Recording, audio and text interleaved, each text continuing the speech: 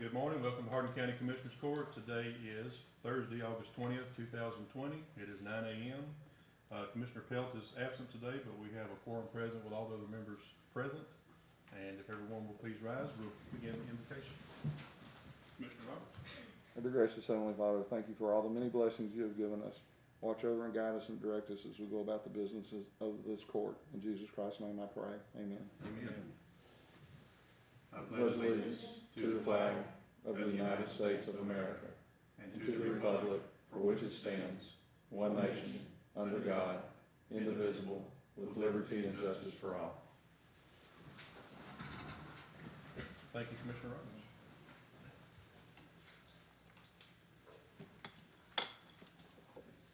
Item number 3 is to conduct our first public hearing to receive citizens' comments regarding the proposed tax rate for the year 2020. In the proposed budget that was filed July the 29th, I believe, the proposed tax rate is 58 cents per $100 valuation. That is the same tax rate for the current year, 2019, or the current tax year that we currently have tax rate set is 2019. So that is not an increase in the tax rate. However, with the no new revenue tax rate being calculated at 0.570506 per $100 valuation, that is seen by the state as an increase and therefore triggers one public hearing. In the past, that has triggered 2 public hearings, and we set 2 public hearings, but we only have to have 1. We'll continue to have that second public hearing, which is on August the 25th at 9 a.m. And in fact, we also learned, I believe it was Monday morning, that the tax, or maybe it was Friday morning, that the tax rate must be set within 7 days after the public hearing. We had kicked around the possibility of having a special meeting September 1st in order to meet that 7 days after the 25th to set the tax rate. However, not everybody's available to have a special meeting on that date, and honestly, it's probably not a good idea to set the tax rate. Which would also mean we have to adopt the budget at a special meeting. So I think what we'll probably do, if it's okay with the court, when we have our public hearing, our second public hearing on the budget at 9:30 a.m. on September the 8th, we'll go ahead and have a third public hearing on the tax rate, and that will allow us to meet the new statute whereby we can set the tax rate at the regular meeting right after that. Does that sound okay to the court? So we will, again, have a second public hearing on the tax rate, August the 25th at 9 a.m. And on that, at that meeting, we will take formal action to set a third public hearing, and that will happen on September the 8th at 9:30. At this time, do any of the commissioners have any comments regarding the tax rate, the proposed tax rate of 58 cents per $100 valuation? I don't have a comment, Judge, but I do have a question if I might have the liberty of asking Ms. Sure. Cook. Absolutely. Ms. Cook, I know they changed this last legislative session, changed the wording up, and I'm trying to get used to all that. My question to you is, if we were under the new guidelines of 3% instead of the 8%, I used to refer to that as the rollback rate. Yes. Can you unmute, Commissioner? Sir? Can you unmute? I can, if you tell me how. Oh, I see it. There you go. Sorry about that. Go ahead. So I'm looking at this breakdown at the bottom of the page that you give us here, and it has 4% increase on different line items. My question is, since we're staying the same this year at 58, my understanding in the past was if we did not increase the tax rate, then we don't have to worry about that 3%. In other words, if we was under the 3% right now, would we be safe? Or would we be over 3% by leaving it where we're at? It would be 59 cents. We went with because of the pandemic. If we did the 50, okay. Yes, because of the pandemic, we're under different guidelines. Right. Or the 8 or whatever it might have Yes, been. If we were not in the pandemic and we had to go by the guidelines up to 3%, would we be over the rollback rate where we're at by keeping it at 58?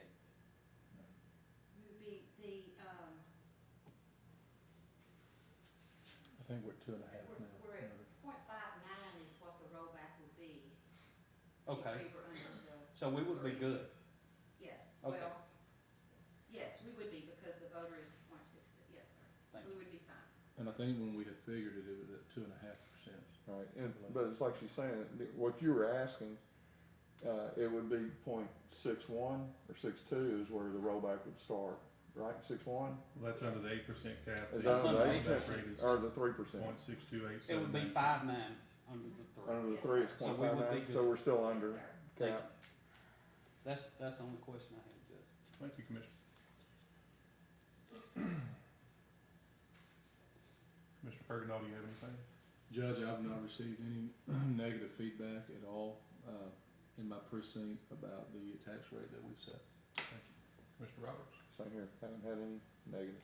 At this time, I'll open the floor to any member here in the gallery. Does anybody have any comments or questions concerning the tax rate? Going once? Going twice? We have one person who has joined our virtual meeting, and that's Judge Brewer. Judge Brewer, do you have any comments or questions concerning the tax rate? Thank you, Judge. All right, if there's nothing further, we'll have another public hearing on the tax rate August the 25th at 9 a.m. All right, we'll move on to item number 4. Number 4 is a budget workshop. Review and discuss the proposed fiscal year 21 budget submitted by the following departments.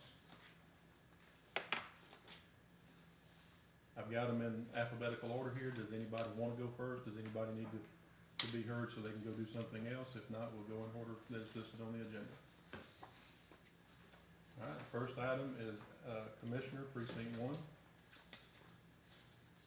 Thank you, Judge. Yes, sir. I would just like to make a quick point. If everybody And has, you're muted again. I need to unmute. Yes, sir.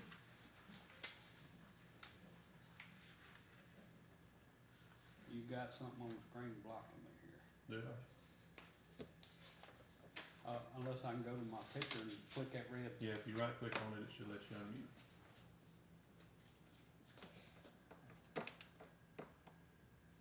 How's that? There you go. Yes, Thank you. If everyone has a copy of the fiscal year 2021 department salary adjustment request that the judge sent out, I would just like to make one note on that. At the very bottom, it says total cost adjustment $85,478. My request is not increasing my budget any at all. I'm using money that is already in my budget, so I don't think my number should be included in that $85,478. And I do understand the judge has it listed as total cost adjustment, but it is not an increase to the budget. And I'm thinking all the rest of the requests are increased to the budget. But I would just like to make that note. To the other commissioners, I think the judge give y'all a copy of my original request. And I got these numbers. There's a little bit of difference in the numbers that the judge has listed. He has $2,567, and I got a number from Candace of $2,608. That's not much difference, but whatever it is. I'm requesting to move that amount from my contract labor line item to my clerical salary line item to increase my secretary's salary because she took on additional job duties at the new dump. And my request again is not to increase my budget any, but just to move money that I have already from one line item to another. Nevin, what's that gonna put her at hourly? If you'll look,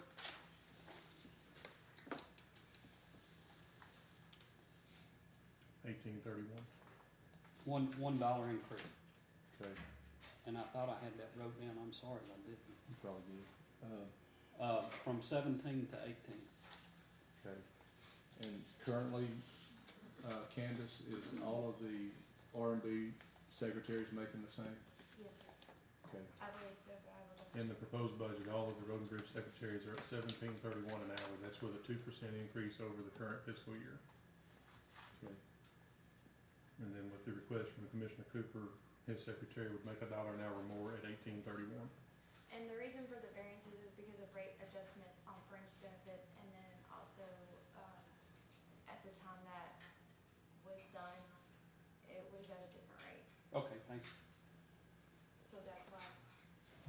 $1 an hour was on the fiscal year 20 salary.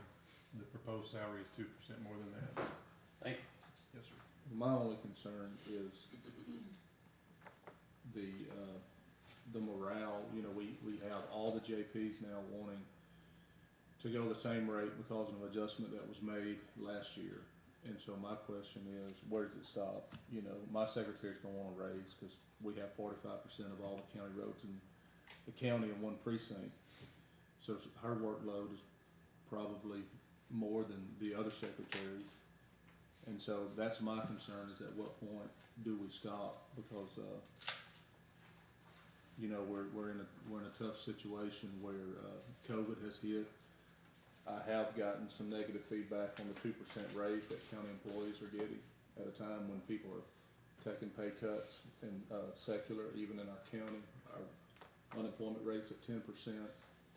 And I'm struggling to support the 2%, but I have. And I have adopted the mindset of no additional money this year because of COVID response. We've had a lot of people work from home for a long duration of time, where people at Brookshire Brothers couldn't do that. They had to show up. And so, Commissioner, I support moving money from our budget into one line item to the other. I just don't support any additional monies above the 2% this year. That could change. I'm not ready to vote up or down today for anybody's budget, other than I would like to take it under advisement today, because I am struggling to support the 2% Yes, sir. when so many other people are not even getting a raise. Yes, sir. Hardin County's unemployment's at 10%, and I know people personally that are struggling financially, and we would be given one of the biggest raises in the county, and it would be to county government employees. And so that's my issue. I know my secretary is going to be upset. Her husband, who works here, will be upset if your secretary makes more than my secretary. And I think that's a good point, Commissioner Kirkendall, and with that, I would refer you to the, I got a copy of it here, to the Road and Bridge budget. Look at our foreman's pays. My foreman is very upset. and I think he should My be. foreman makes $21.75 an hour, yours makes $23.34, and my foreman has seniority on your foreman. Right, and I He is agree. very upset. I agree. Mine's upset because the highest paid foreman in the county works in the smallest precinct, which is ours. If No, truth my be foreman's not the known, highest paid I foreman. think he is. No, no. you can refer to it right there, it is. Right. If the truth be known, the secretary position in Road and Bridge should be a part-time position, cause they don't do nothing. Well, mine does. Yeah, right. We don't have it on the agenda to take any action today on these items. It's just a workshop. But I do intend to include it on the regular meeting agenda on the 25th, next Tuesday, to vote on these propositions that are made today by each of the department heads. Okay, I'm sorry, it's Jim. I knew mine wasn't the highest paid Yeah. foreman. So I'm sorry, I apologize for that. Are you currently paying to or not? Yes. That's all I had, Judge. Thank you. So I just hope everybody understands, because I'm not trying to make it a personal deal. It's just, sometimes I think we get ungrateful, and I'm not talking about Commissioner, Cooper. I'm just talking about in general as county employees. When one person gets something, 10 other people get infuriated and then blame the commissioners for showing favoritism. And my question is, as elected officials, where's our role as leadership, and when does it stop? Because you can't keep giving these additional raises with public funds, especially in the midst of a pandemic. And so, personally, I'm supporting the 2%, but I haven't supported anything above that, and I haven't changed off of that. And I've had several conversations with many people in the public. Being a pastor, I get to hear all kinds of things from people who look at me in that role, and so I'm just not there on any additional money other than the 2%, and I'm struggling to do that. Thank you. How you feel about that, Judge? My secretary be moving money. I'm gonna listen to all the proposals, and keep an open mind about it, but at this time, I'm agreed that everybody's getting a 2% raise and should be happy with that. Okay. That's my first thought about it. And I'll just add too, I'm not against it. like Commissioner Kirkendall said, whenever Judge Minton and Judge Cooper are the only two that submitted a request, a special request for their employees during the time that the budget proposal process was going on. As soon as that happens, it doesn't take long. This is kinda like high school. Everybody finds out about that, and it doesn't take long at all, and the next thing I know, I've got people coming in, emailing me, texting me, telling me, well, if Commissioner Cooper's, secretary gets that raise, I'm gonna want this for mine. It's just normal. I'm not bad mouthing anybody, I'm just saying that's what happens. I appreciate y'all being honest about that, and. And I'm not just saying Commissioner Cooper, I was I also told this understand. judgment. I'm withdrawing my request, and I will move, where would you like to move all that to, your office or what? What's Taking that? care of the dump, the vouchers and all, in the airport. If you don't wanna do it anymore, I guess we'll close it down. Well, I mean, I was talking about what Commissioner Kirkendall said about his secretary wants to raise. My secretary does all the hangar leases. She does all the vouchers for the airport, all the vouchers for the, collection station, so that, and I wasn't asking for more money, just moving money, so. Yeah, and I'm not against it. I wanna make sure that's clear. I'm struggling in the midst of a pandemic. And I understand As an that. elected public official. I'm not asking for any more money. Right, and I'm saying I don't disagree with it. I just need time to process it, because I know that people, there's gonna be a lot of negative feedback, cause that's just the environment. Well, there already has been. So, but I'm personally not against it, it's a struggle for me. Mr. Roberts? I agree with Melvin, it's coming out of his budget. It's his employee, he sees a need for it. If it's his employee and he sees a need, I agree with Melvin. That's his precinct and his employee. Okay, thank you. That's all I have, Judge. Thank you, Commissioner. Yes,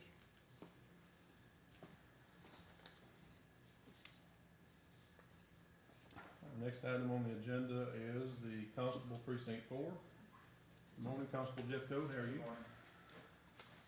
Let me. All right, if you will click on the unmute button there.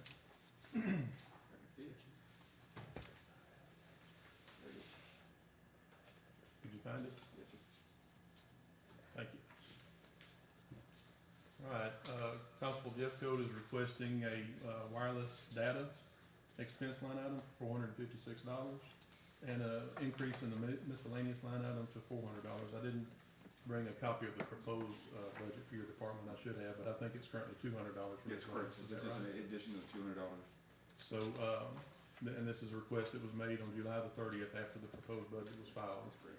And so, this will be an increase of $856 to your budget. Should be On the, 656. You're right, $656. On the wireless data, that's, to me, self-explanatory. But if you wanna talk about it, go ahead. Yeah, there's been cut from the budget, was there a few years ago. I guess it was not used by the previous constable. But when I came back in the office, when I got in the office, didn't have it in there for my wireless data for my patrol vehicle. Was gonna try to add it in this year. When I got the budget, it wasn't added, so I wanna see if I can add that back to the budget line item. Okay, And it's just from my empty system that's in my patrol vehicle. understood. And then, what is the justification for the $200 increase on The miscellaneous? $200 increase, we started the new warrant decrease in our precinct. I'm sending out these little cards with postage. I don't have anything for postage for those little warrant cards, which we'd already brought money into the county, already doing that out of our initial budget now. I'm just trying to increase our income from our warrant database, which we can't remember, I think we already received about 4,000 off the cards already. Can we mail those through the purchasing? Yeah, I can't. I just wanted to, if it is, we can cut that line item, but I put it in there just in case somebody we don't know where that budget money's coming from, so I just pull it out of my extra for postage. That's what I usually do it for. I would think if we have a remedy of mailing through purchasing, we could do that. Yeah, that's why I had to bring it up here, because I did that before, but we took it out of Judge Angel's budget, so I don't wanna do that. Well, that sounds good, let's just do that. I didn't wanna do that. But, that's what I said, it's just for postage and some, there's for some paper goods and stuff like that. Little cards that we made, actually purchasing helped us with the cards, and they pulled it out of Judge Angel's budget. I'm trying to help him out a little bit on that. So you're asking for $200 for, mainly for postage? For postage and for warrant cards. Okay. If we don't do it, we can still do them like we did before, but I was seeing if I'm getting an increase of $200 from this fund. But to mail those through purchasing, you have to drive up here and drop them off. Now, I know he's here, sometimes Yeah, I'm I'm here. picking up, I can dropping do, off. I mean, I can do papers, that. I mean, it's just fine. I just, the most thing I'm worried about is my data. If I can get that, that'd be great. I'll just see if we can get extra 200 of this for, if not, we can still do, Chris Curtin and all that idea, bring them up here, it's no problem. All right. So if you wanna, Thank you. Any other questions for the constable? No. Thank you very much. want me to kill it? No, you can leave it on, that's fine. Thank you. Next up is a request by the Justice of the Peace Precinct 2, Judge Brewer. Judge, you still with us?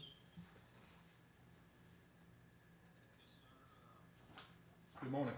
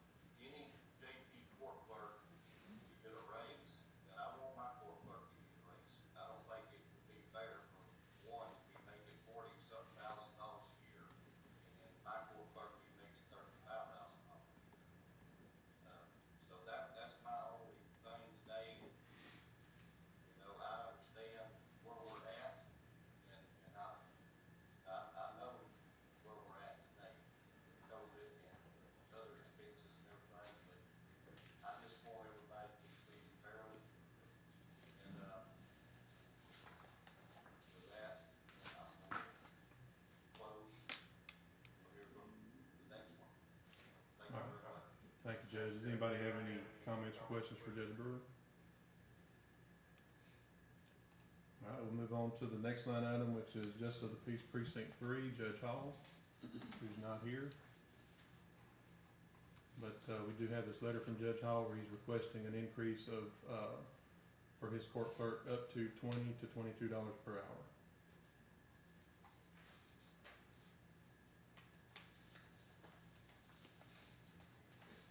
Next is item E, Justice of the Peace Precinct 5, Judge Minton. Good morning, Judge.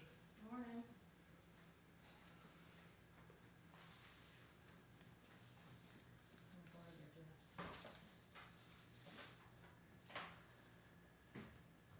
Trying to get in this camera. All right. Good morning. Good I morning. think everybody here knows, but anybody watching live, I am Judge Minton. I am the Justice of the Peace for Precinct 5, which is in Lumberton. And as has been said, I believe I started this fight. Last year, there was a raise given due to a job title change. That raise was a 20.15% increase within that 1 year. Yeah, you're talking about Miss Ryan, Alicia Ryan, my court coordinator. This is nothing personal against her. I understand. So if I say she, I really mean the position. Well, I'll just go ahead and put it out for everybody, Yeah. make sure they know who you're talking That's about. fine. Okay? So, when that happened, I did tell my court clerk that I would attempt to get her a raise this year. I am a person of my word. Here we are today. With if one court clerk gets it, they all should get it. I agree with that. But I can only put the request in from my office. I don't have authority to put the request in for all the offices. With that being said. So, yes, I am asking for a raise for my court clerk. As Judge Brewer stated, we do go from 10,000 to 20,000 September the 1st. That is going to increase our caseload. I have the numbers as to what each JP does. As far as civil cases go, I have the numbers compared to county court and district court. I can't say how many of those is gonna come to our office, but yes, our caseload is going to increase. And I'll pass these around. Don't wanna take one. That is where I got my numbers from just then. Thank you. So my increase would be this year a 20.4% increase if my court clerk went from $15.92 to $20 an hour. That is not changing the job title. I have gotten with TAC on updating the job description. We're still in the process of doing that, but at this time, I believe, I don't know when our court clerk's job description was written, but I used the term of a 1940s job description. The first line is you answer the phones. In there, it also states that they do the certified death and birth certificates. We do not do that, and I don't know when that was changed, but that is in our job description. So I have been attempting and working with TAC on updating our job description. I have taken a few things out because it was suggested by the human resource specialist that with so many items under the essential job duties, we take a chance of having a issue with the ADA regulations. With the paper that I just presented, you will see that if my job clerk received this pay increase to $20 an hour, since 2016, that would be a 13.07% pay increase in those 4 years, as opposed to a 27.25% pay increase to a court coordinator in the county judge's office. If my court clerk receives this raise of up to $20 an hour, it's $8,400 increase to my budget. And on that paperwork that I presented you, you will see that since 2015, even if my court clerk received this raise, my budget would have decreased 7.97%. As I am right now, in this current budget, my overall budget has decreased 16.5% since I took office in 2015.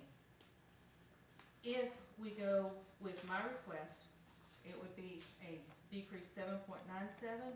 If we go with a 2% only increase, my budget is still a decrease since 2015 of 12.92%. And that's from the removal of the part-time clerk that happened back Correct. in 4 or 5 years ago. Yes. Right. In 2015, and that's the reason on that spreadsheet you will see when I do the percentages for my court clerk's raises over the years, I do not include 2015 with it or any of the other positions, because in 2015 is when they was moving from part-time to relief and 2 full-times. Yes. But the next page does show that it would be $8,486.40 a year increase in my budget, with only $104 difference between what it would do to my budget and what it possibly did to giving a raise last year. With that being said, on the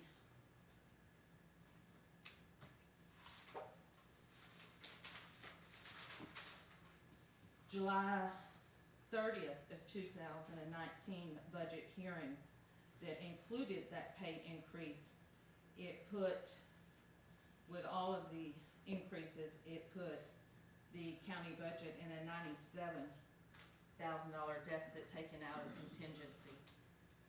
For Whereas, that one position? I can't say with that one position, I'm just saying it was a pay raise given when we was still having to take out a contingency.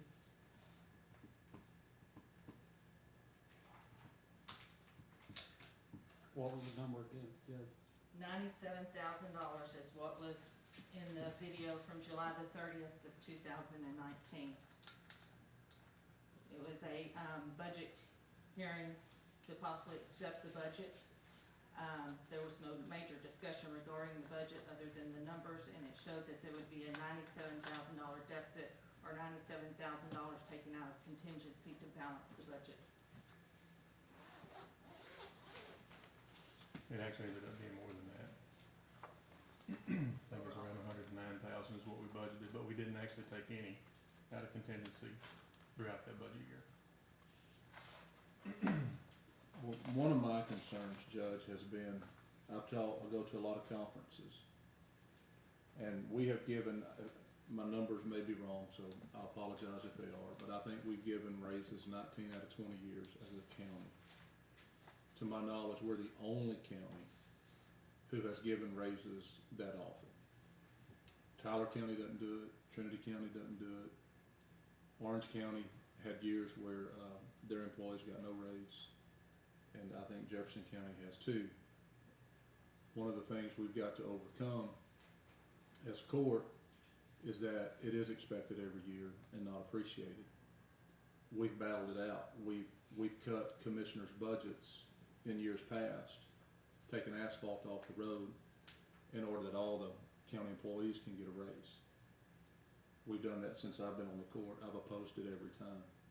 We also have a looming unfunded liability in retirement. So on the front side, a $4 pay raise costs the county X amount of money. But the 7% on top of that $4 an hour raise comes on the back side. So there's an expense up front for the county, and there's an expense in the back. I think that's why our unfunded liability never decreases, is because we continuously give raises without addressing the unfunded liability. For instance, I think for a while we could give raises every other year if the finances are there, and every other year we could take that $300,000 and we could pay down on our unfunded liability. Our unfunded liability, even though the percentage of funded has gone up, that's been primarily due to the success of the stock market, because all of our investments is in paper. We have not put real money behind our unfunded liability. And so one of the reasons it stays around $7 million is because we keep giving raises without addressing the deficits it's creating in retirement. I've been here now my third term, so it's become a career. But there are people here that's been here far longer than me that I feel like should be even more concerned than I am that we should pay down that unfunded liability. I know at one point Newton County had a 0% unfunded liability. They were completely paid in full. Their commissioner's court took the action that they would not give raises if they could not afford the retirement. And back in the mid-90s, whenever this court went from dollar for dollar to $2 for dollar on the match, it added millions to our unfunded liability that court never paid off. This court has inherited. But we're on the same cycle of giving these raises every year without addressing the unfunded liability. We may not always sit on this court, but as a citizen, maintaining a $7 million unfunded liability is unacceptable for me. If I was not in this position, I would probably be even more that for the 10 years that I've been on the court, we've averaged owing retirement $7 million. For the 10 years. It's like having a credit card and never paying it off. Part of that is we've given raises 19 out of 20 years. I can tell you the only ones who are ungrateful are primarily the employees. I know I take a risk when I say that as a commissioner. Yeah, you do. Okay? Because I believe the employees are... Well, I do too, but I've also had people that own businesses in the county that come into my office mad over the appraisals who said, yeah, you say you only pay your lowest paid person is $17 an hour. I can pay mine $14. And these are people in our county who own businesses, who have to deal with capital projects and overhead, but based on sales, based on producing a product, and not based on tax revenue. And that's the issue that I'm having. I see the $7 million hanging around for 10 years.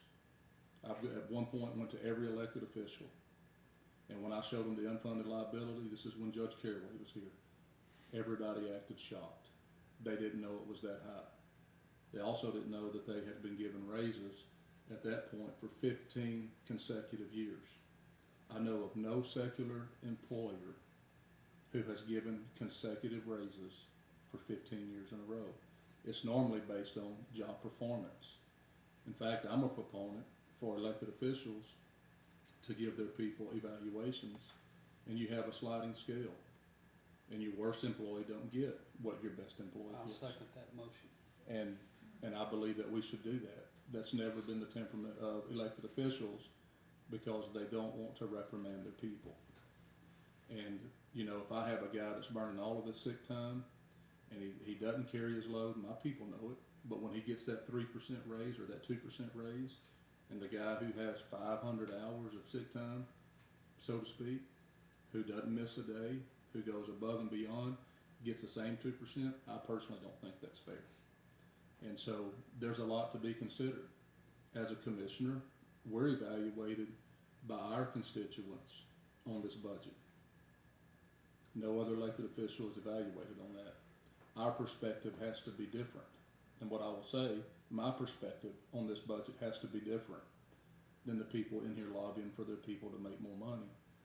Because I can tell you, if I was not an elected official, I would be even more mad that we've carried a $7 million unfunded liability for 10 years that I've been on this court. It has to be addressed, because it's not, retirement's not paid in full. And even though the percentage is up, it's been primarily due to the Trump stock market. And so that's my issue. And I'm sure people in the public will talk to me differently than they talk to you, because they know you don't vote on the budget. But they do talk to me because they know I do vote on the budget. You and I have had this conversation. I'm struggling supporting the 2%. Yes, sir. And it's not because employees hadn't done it. When those straight line winds blew through Enchanted Forest, my guys worked hard. We worked hard all night one night. And then I had to go out and get temporary employees to help me clear that. I did it on my own. And they worked hard. So when I say I'm struggling with 2%, I know how hard people work. Mm-hmm. My guys work really hard. And do I think they need a raise? I do. But when you're dealing with public funds, it's a whole nother issue. And the temperament in Hardin County, we're gonna go 90% Republican, 10% Democrat. And I don't think that there's a big, I don't think there's an appetite in the midst of a pandemic for all of these adjustments. And I realize I'm running a risk saying that, but it's a risk I'm willing to take, because I'd rather go out of an office with my head held high than to just become a rubber stamp. So if I can respond to that, I Absolutely. completely agree that this is probably not the best time, the best year to ask for a pay increase. But once again, as I said, I am a person of my word. I told my court clerk last year that I would attempt to get her a raise this year, and here I am. With that being said, I know there was comments made about the JP clerks being closed and working from home. The doors may have been locked, but my court clerk never stopped working. That office phone was transferred to her cell phone, which meant her cell phone rang 24/7. We never stopped taking cases. We accepted filings the whole time.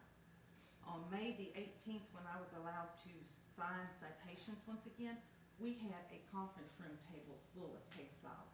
We never stopped working. The door may have been locked, but we were working. With that being said, I understand it's not the best time. Right, and And let me add this.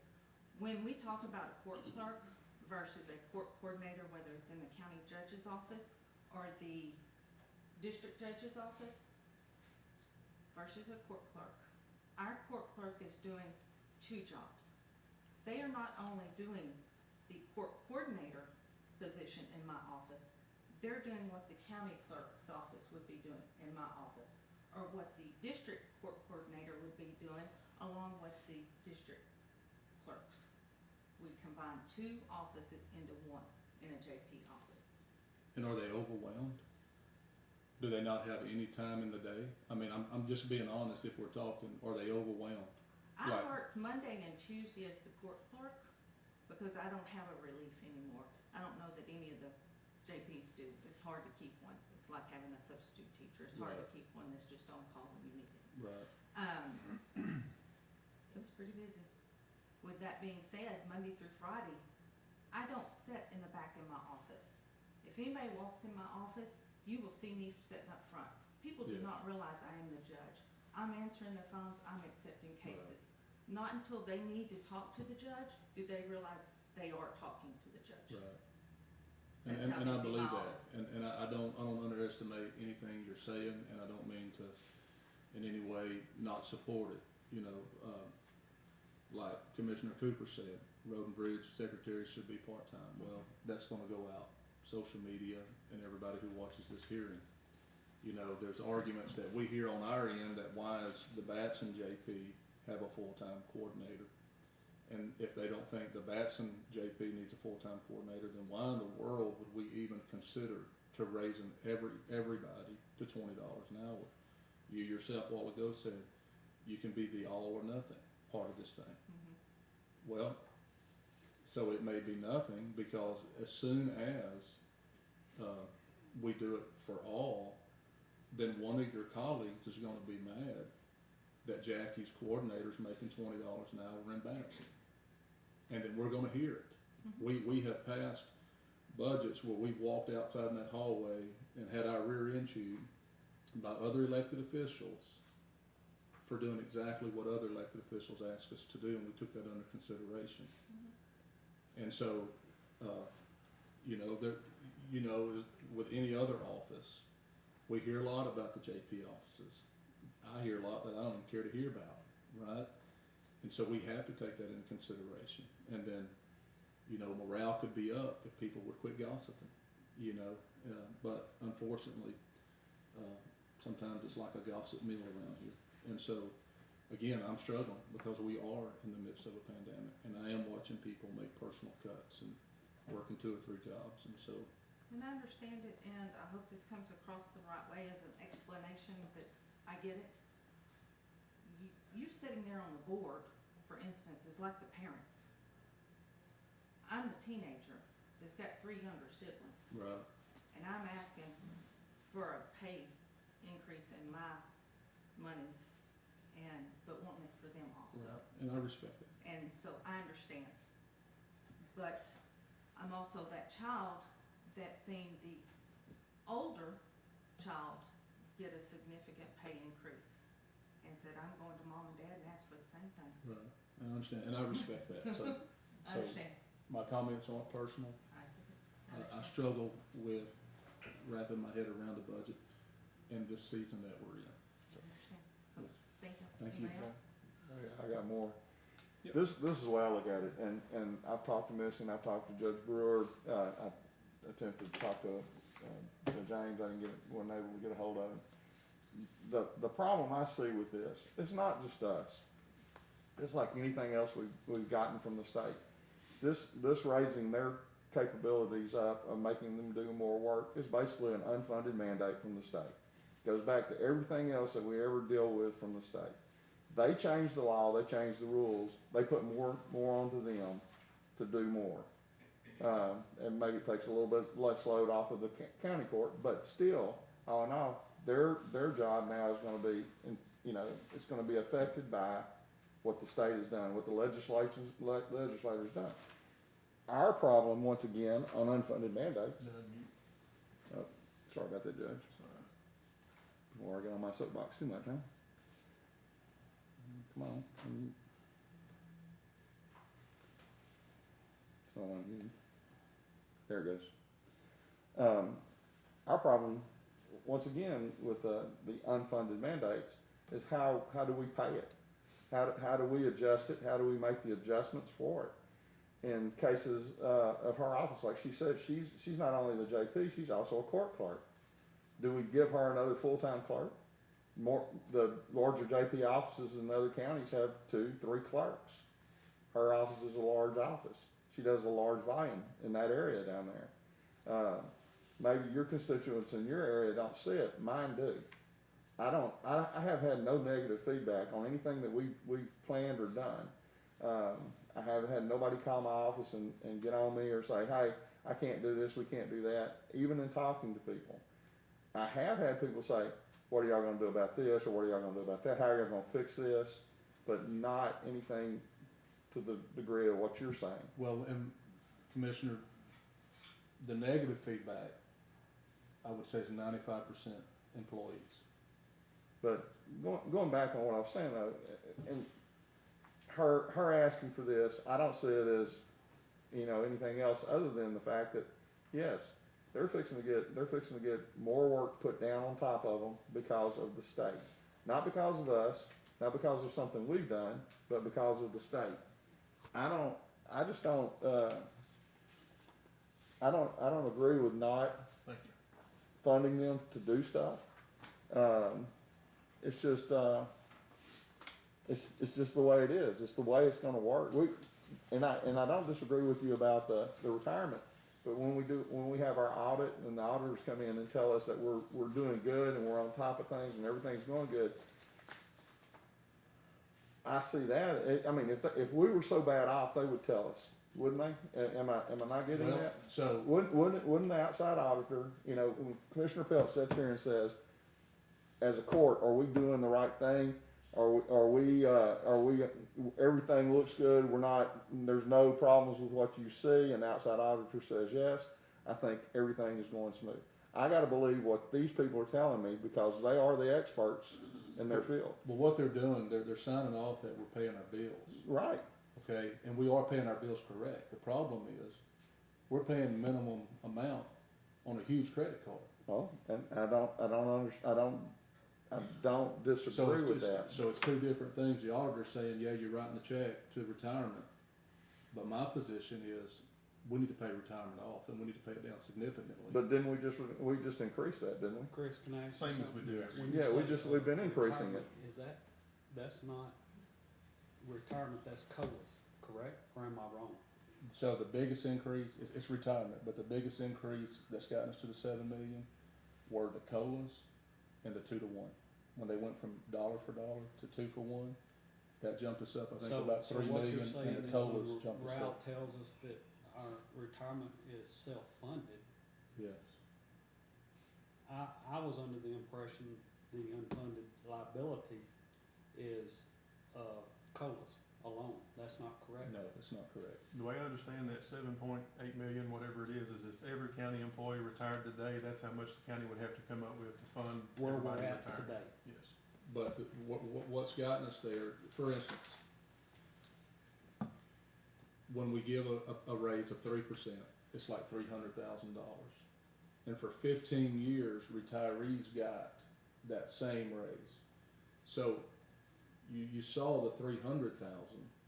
What you didn't see was the other 300,000 to the retirees, or 200,000, whatever it was.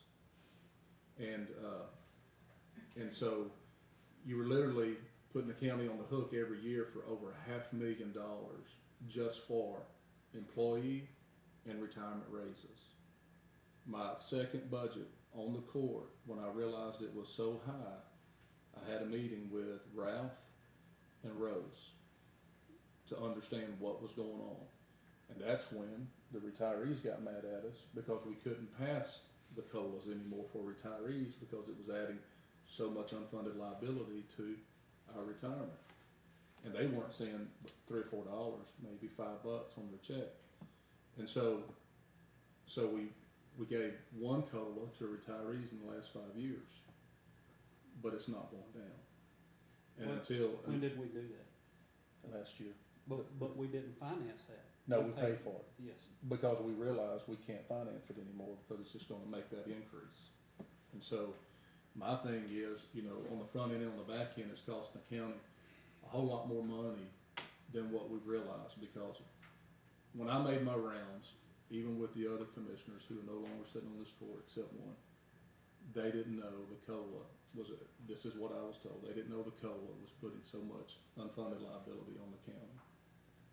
And again, we were the only county to give retirees a cost of living adjustment for 15 years in a row, 15 consecutive years. It cost us probably $3 million, and it probably netted them less than $50 a month on their check over that time frame. Did you have anything else? No, but going back to what I was saying, and just so you know where I stand, this is Melissa's office, this is Judge Ames's office, this is Nubbin's office. These are the people who run those offices. Like my office, if I felt that there was a need in my office, I would bring it forward. I don't have that need right now, but they do. I understand where she's coming from. I understand the caseload she's got.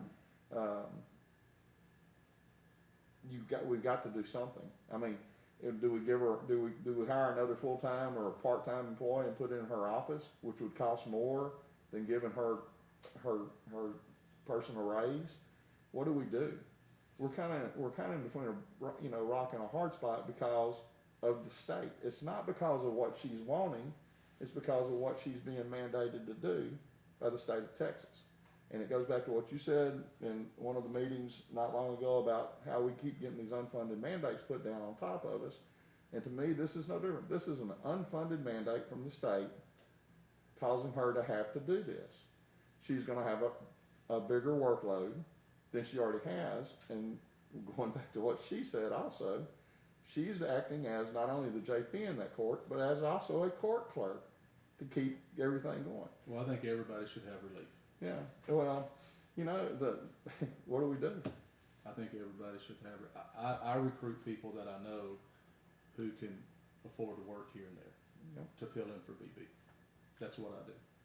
Well, And it's people who are not necessarily looking for a job, but that's what I do, and that's how I get my relief, and basically all they do is answer the phones for that week. right, and I understand that, but I'm not talking about just relief. I'm talking about an everyday thing in her office. But I agree, but it's just like I said, and this is what I believe. This is her office. She sees the need. She's bringing it forward to us. She's showing us documentation on it. I talked to Judge Brewer. Judge Brewer pretty much agreed and had his thoughts on it. I mean, even this, nothing's set in stone as to what the salary should be. Do we raise the salary to compensate? We can do that. I mean, that's all stuff we take into consideration. But something needs to be done for the JPs that I see. And I am a fair person. I believe in fairness across the board, like you said. How do we justify fairness?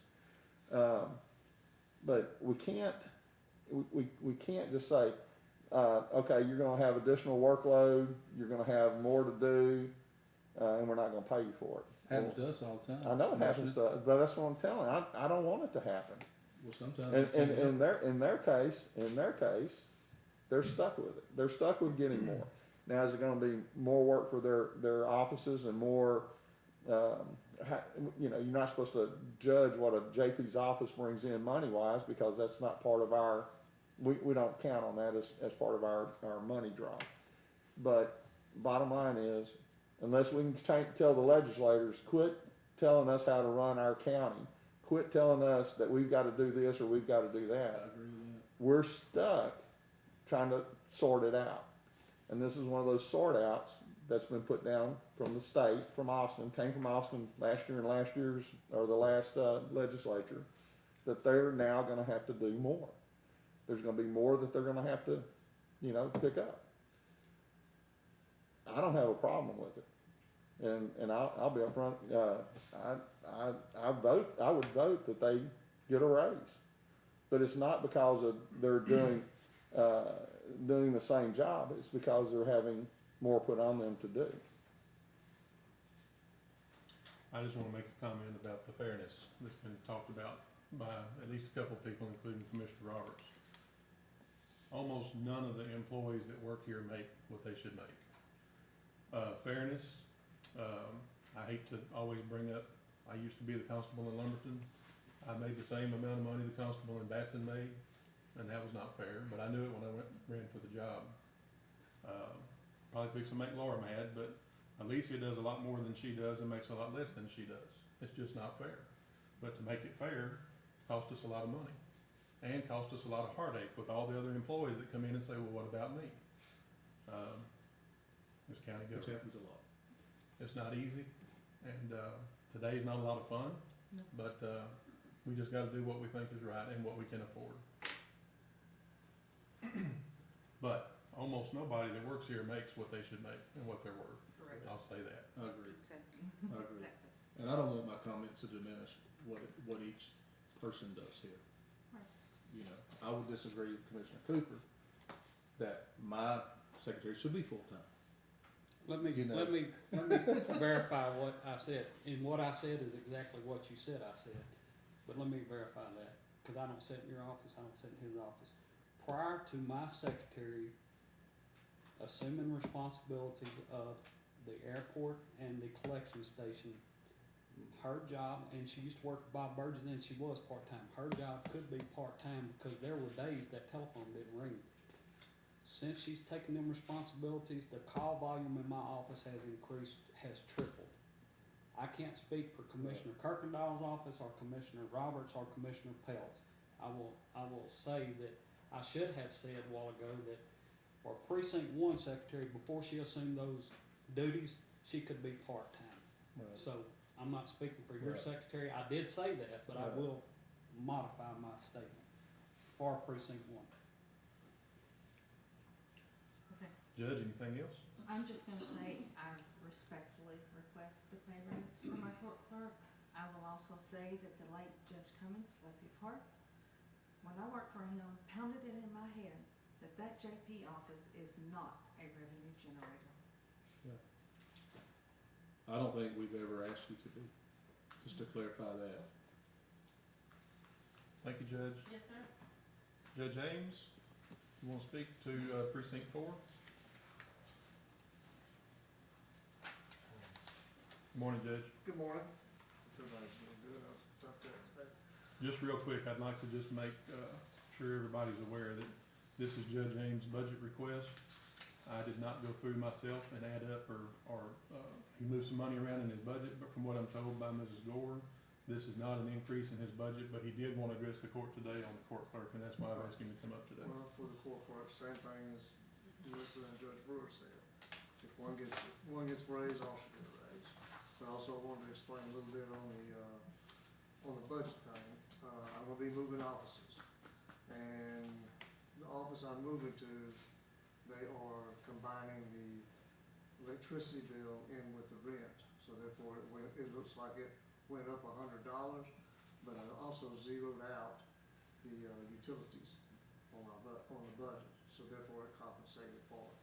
I just didn't want there to be any kind of confusion on that, so. Will you have a water bill or anything? No, sir, I do not. Okay. I do not have a water bill or anything else, it's just for utilities, for electricity. So, we're gonna combine that with the rent and pay it all at once to them.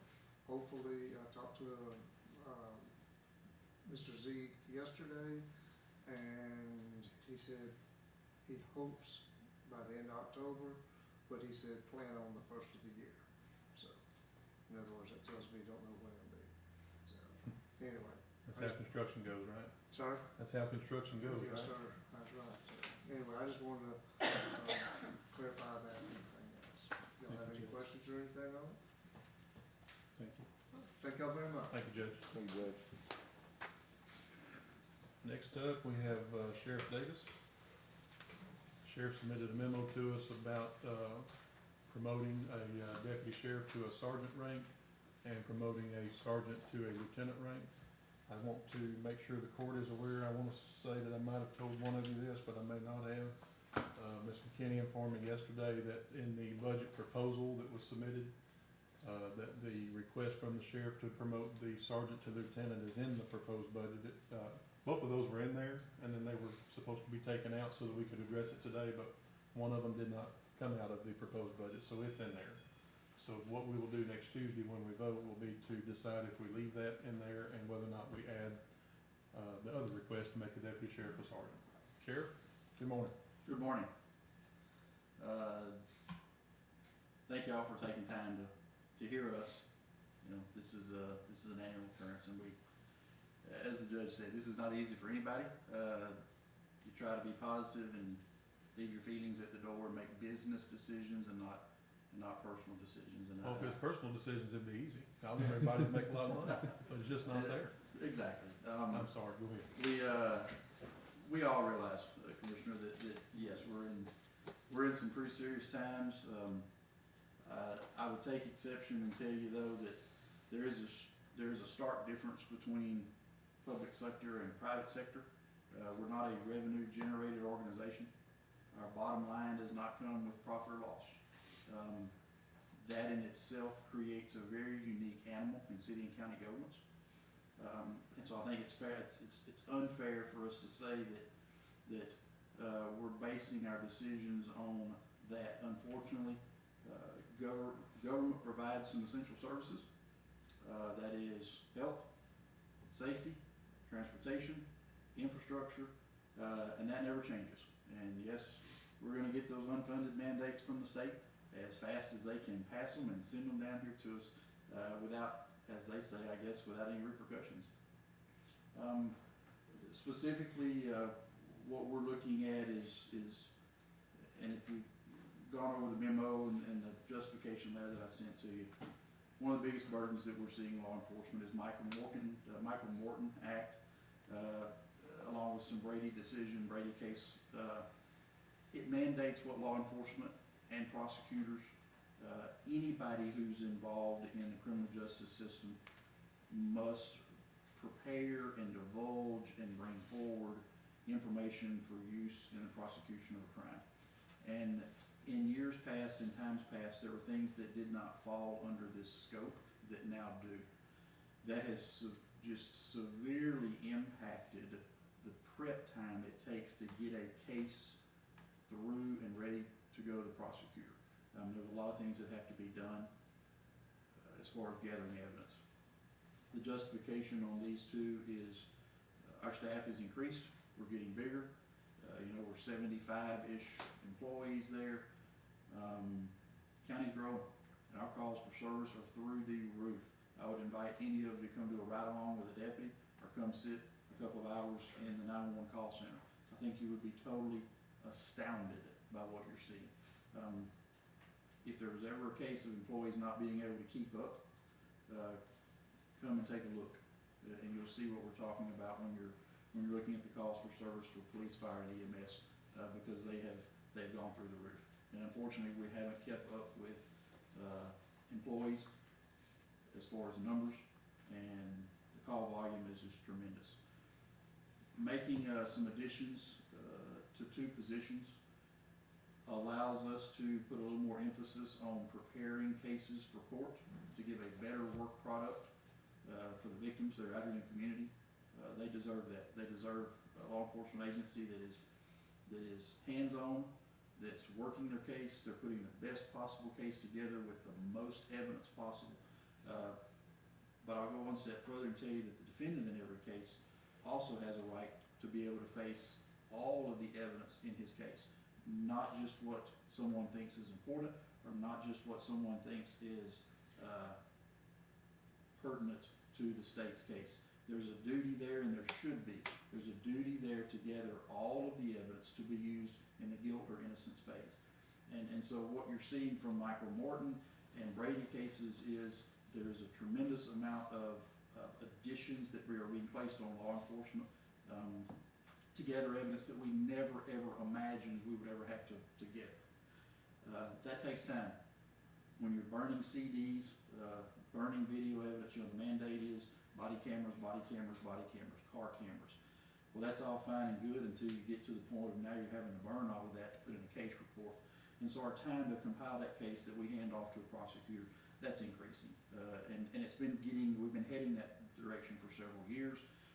This year we've really seen a tremendous culmination because of the number of cases that we're seeing, the number of calls that we're getting in the community and the county. And so by adjusting those 2 salaries, number one, it gives me a little bit better oversight for quality control to make sure that what we're putting together is the best that it can be. And then number 2, to be able to manage those resources and that manpower a little bit better. you'll see the justification on the salaries. One person would see a $300 increase, the other person sees a $900 increase. And that's annual, correct? That is annual, Yeah. that is correct. That does not affect, has nothing to do with their base pay. If you remember, law enforcement, on the law enforcement side, has a career step ladder, and then depending on their rank, they get a little stipend each year depending on what their rank is. The difference between a sergeant and a lieutenant is $300 a year. I think that's very, very minimal. When you look at the request, you should have a piece of paper in your packet that tells you total with that dollar amount, that $1,200 plus the fringes, we're looking at $1,494. That gets us a little bit better position to again manage resources, have a better product coming forward, and just the sheer, when you're trying to supervise employees, you don't need one supervisor having to cover more people than what's possible. And I guess the way to break that down is, if I've got a sergeant, he doesn't need to be trying to supervise 10, 11, and 12 employees. That's not a workable process. We need to have that number. Some of the roles and some of the guidelines try to keep that number anywhere between 3 and 5, 3 and 6 employees per first line supervisor in a law enforcement setting. That just helps us adjust a little bit better than where we were. We know that we're going to see a little decrease in salary, or we think we will at some point. I've got some tenured employees that will probably be retiring during the next budget year. That's obviously going to be a little bit of a cost savings. We won't realize that until the end of the year.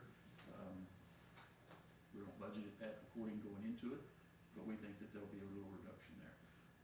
We also have identified a couple ways to save some overall budget. I'm not asking for an operational increase in any of my line items as far as normal expenses. We have identified 2 ways to save even more money. One is through a different vendor for some fuel that we're exploring that we think will save about $5,000 a year. The other is on our data and cell phone. We're currently doing both. We have a couple of key people that are paid $25 or $30 a month stipend on a cell phone, and we've got people that get a air card for internet connectivity. We're looking at working with Verizon to try to come up with a better way to cut that cost, and we think we've identified about a $3,000 cost savings, making some adjustments. Again, those are just things that we're trying to be proactive and look for ways to reduce that operating budget. But at the end of the day, we know that certain things cost money, and providing public safety is one of them. So, questions about my request? No, we appreciate the job you do, and know that we support law enforcement in a time where it's a campaign issue on the national level, but we appreciate what y'all do. Thank y'all. Thank you, Sheriff. Now we'll move to item G, any other department, and the first one that we have there is going to be a request from the tax assessor collector, Ms. Cook. I think that I forwarded this to you all last Thursday, or maybe it was Monday. I got it from Ms. Cook last Thursday. Good morning, Ms. Cook. Good morning. I was just informed last week that my part-time employee was retiring at the end of this year, and I was wanting to have that position made into a full-time position. As everyone else said, we realize the year that we're in and everything that's going on. It was always the intention for that position to be full-time, but the person that was hired at that time wanted to only work part-time. So she worked part-time, I think about 13 or 14 years. I'm not sure exactly how long she's been here. You have, thankful, Miss Candace provided this for us to tell you what it's, the extra is going to be. We have so many changes. This person works in voter registration. We have so many changes in voter registration as in everything else. And talk about unfunded mandates. Just tax assessor collector's been working with the SB2, and I've been out, as you all know. Lisa's done an excellent job, and I appreciate her so much for stepping in and getting what she could do. We had limitations because software wasn't ready, comptroller wasn't ready. But, this position with the, voter registration, we also have a deputy voter registrar that works full-time that, is over 30 years. And so she has expressed an interest in retiring in near future. That's gonna leave me with nobody. I will have nobody for voter registration. If we could start training somebody now, to step into that, but it's gonna take more hours than what, the 20 hours a week that was provided, or that, they're using now. So I just, I'm asking for that, and, to be made to, and you have the numbers, to be made full-time. My, if I could go on, I just had a couple more comments, if that's okay? Yes, ma'am. Okay. The judge and I talked about the drive-through window.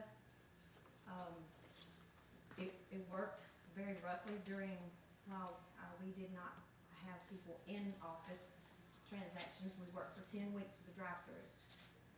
And, Miss Erica Singletary has worked to get us bids on having some work done on the drive-through so that we could open it and have it open permanently.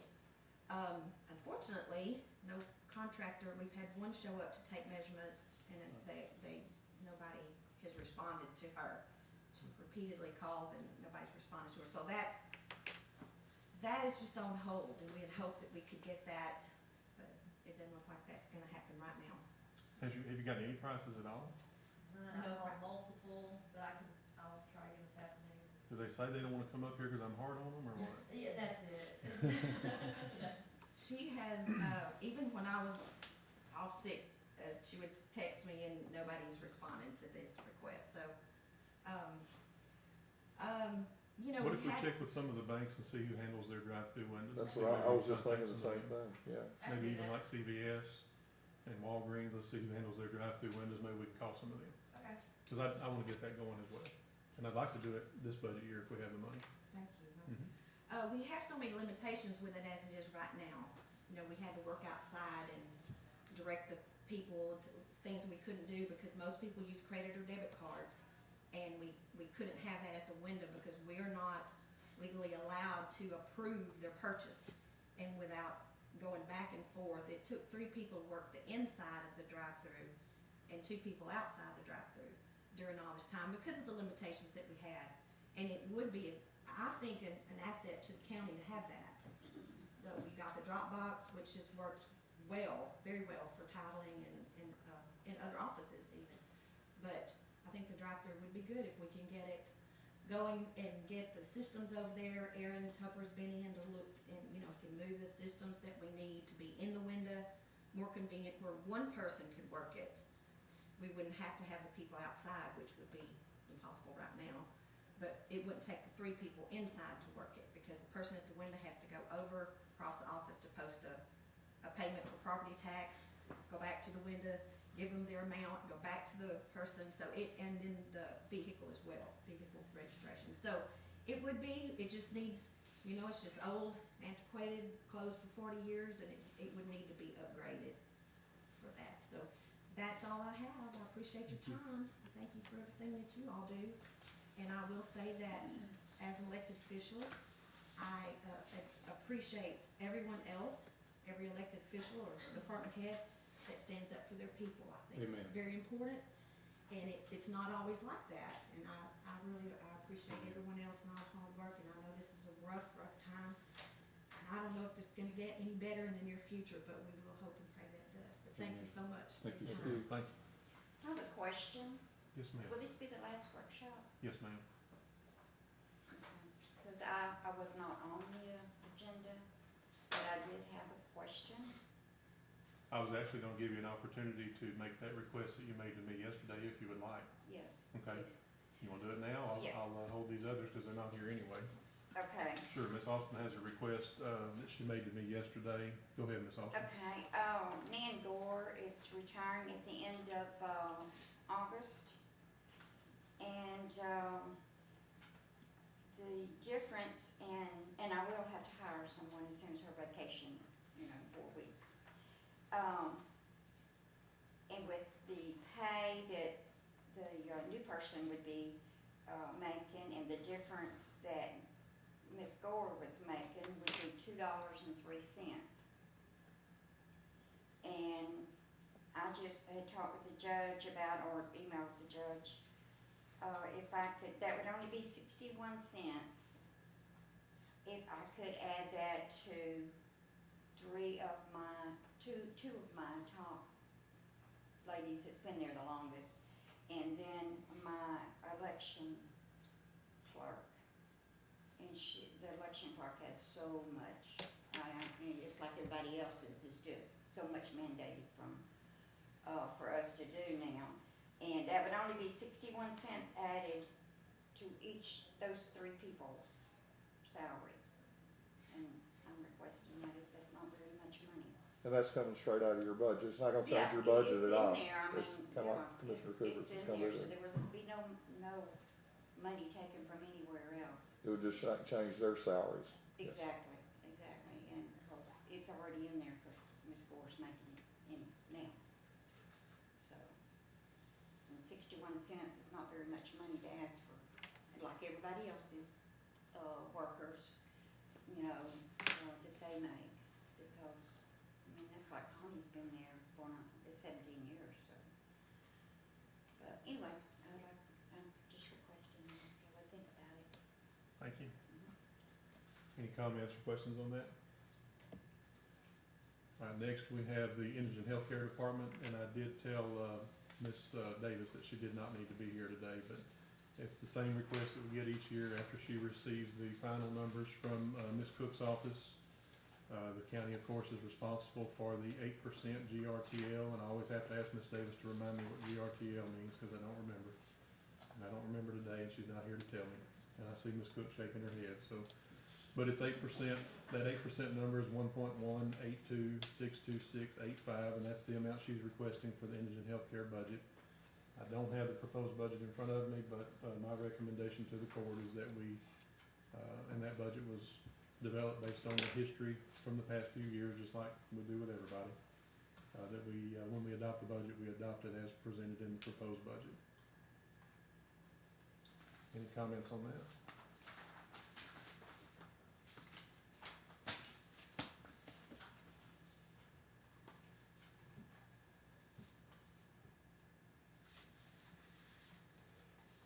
And this is the proposed budget she submitted, and everybody, you all have a copy of that with those additions made to a few of those line items in order to come up to the 1.18 million.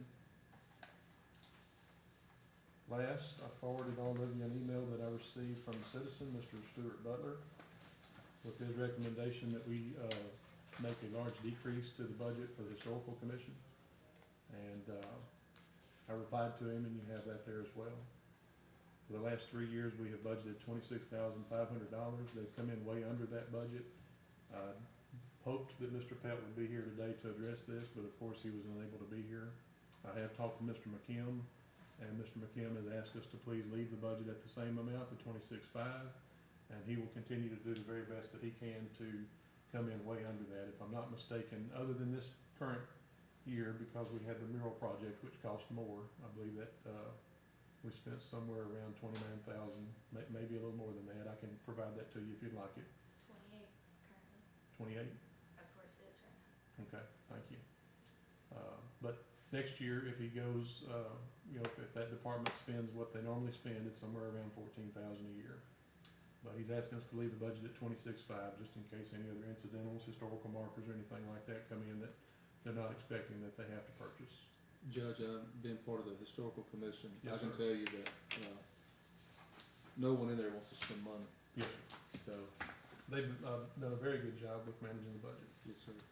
and we appreciate all of them, including you and Mr. Pelt as well.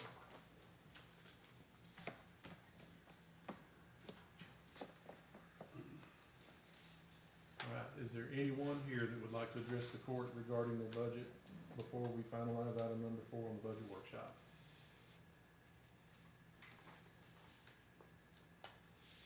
All right, we will move on to item number 5. Just have a few action items to take care of before we leave. Item 5 is permission to solicit bids for overlaying approximately 14 feet by 768 feet on Sunflower Lane 12 feet by 445 feet on Bluebell Lane, and 12 feet by 425 feet on Huckleberry Lane. All of these are located in precinct 2, requested by Commissioner Kirkendall. So moved. Second. Have a motion by Commissioner Cooper, seconded by Commissioner Roberts. Any discussion? All in favor? Aye. Any opposed? Motion passes unanimously. Item number 6, present results of bids submitted for overlaying approximately half a mile on Charlotte Drive and 427 feet on Harvard Drive, both located in precinct 4, and possibly award a successful bidder. Looks like Erica Singletary is standing in for Ms. Sims today. Good morning. Bids were opened on July 31st, 2020 at 2 p.m. in the purchasing department front office. Misty Sims, Stacy Eckert, and myself were present. We have CCC blacktopping at $7.99 a square yard, CMM Construction at $2.40 a square yard, and LD Construction at $2.50 a square yard. Thank you, Ms. Singletary. Commissioner Roberts, do you have a recommendation? Yeah, move to accept the lowest bid. Second. Commissioner Roberts moves to accept the low bid of CMM Construction at $2.40 a square yard, seconded by Commissioner Cooper. Any discussion? All in favor? Aye. Any opposed? Motion passes unanimously. Thank you, Ms. Singletary. Thank you. Number 7, consider adoption of resolution 14-20, authorizing the county judge to execute the county transportation infrastructure fund grant agreement with the Texas Department of Transportation in the amount not to exceed $346,358. Minimum amount of county matching funds will be $86,590. So moved. Second. Have a motion by Commissioner Kirkendall, seconded by Commissioner Roberts. Any discussion? All in favor? Aye. Any opposed? Motion passes unanimously. Item number 8, authorization to submit the following invoices for payment. Invoice number 080656 to Hardin Civic in the amount of $4,725, and invoice number 6106 to No Inc. in the amount of $1,240. This is for the purchase of additional pole pads, software, and related accessories. And invoice number 200-12930 to Beaumont Enterprise in the amount of $2,365.80 for election notice. So moved. Second. That motion by Commissioner Kirkendall, seconded by Commissioner Cooper. Any discussion? All in favor? Aye. Any opposed? Motion passes unanimously. Item number 9, discussion only of any item that's not on the agenda without taking any action. Does anybody have anything they'd like to discuss, or have we discussed all we can today? Does anybody in the audience have anything they'd like to say? All right, our next public hearing on the tax rate will be Tuesday, the 25th at 9 a.m.